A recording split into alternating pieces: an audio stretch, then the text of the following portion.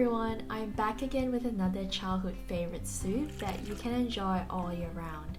Whether you're in a warmer climate or right in the middle of winter like we are here in Australia, this recipe is the perfect side for dinners, or I sometimes have it as a meal for lunch.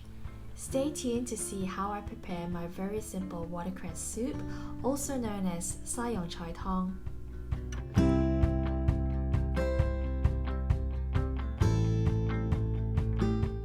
Starting with the hero ingredient, watercress. Packed full of nutrients and rich in vitamins A, C, and E, it's also a great source of calcium and iron, but I'll leave you to read up on all its wonderful health benefits.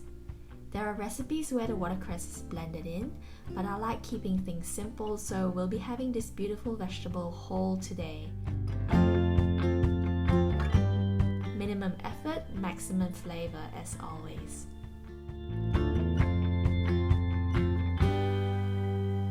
Start with rinsing the watercress, and when you buy this at your grocer's, you want to look for freshness in the leaves being bright green and the stems not too thick.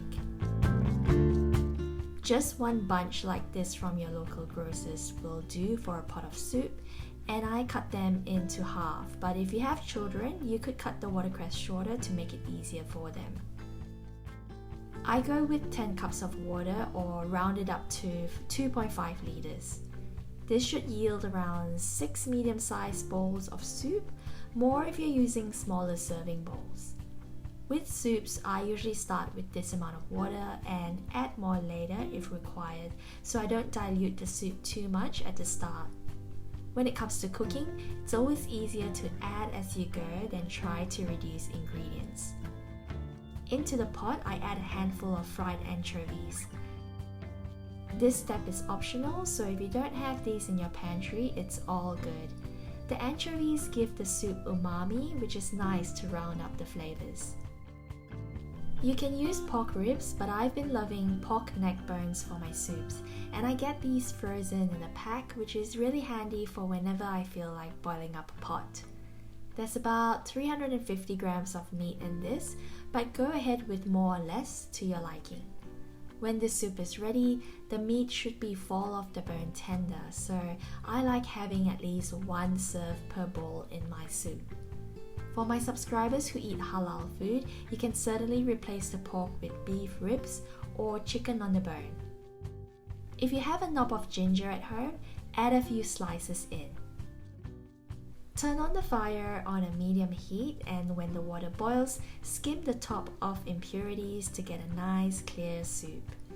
This is an important step I've shown in another soup recipe for pickled mustard greens, and I'll link it here and in description if you're interested to check it out. Just leave the soup to simmer on small to medium heat for about an hour. This will soften the meat on the bones and build a rich flavor in the broth.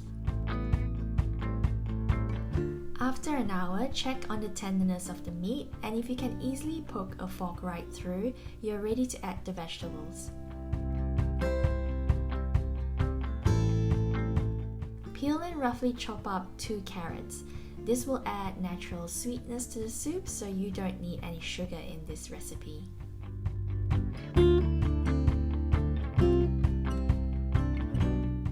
In goes all the watercress. I add the watercress just after the carrots and leave to boil until the carrots are tender but not mushy. This gives the watercress time to infuse the broth with its beautiful flavor, and while we wouldn't usually cook greens in boiling water for too long, it works out well with watercress because it softens the veggie but also flavors the soup beautifully.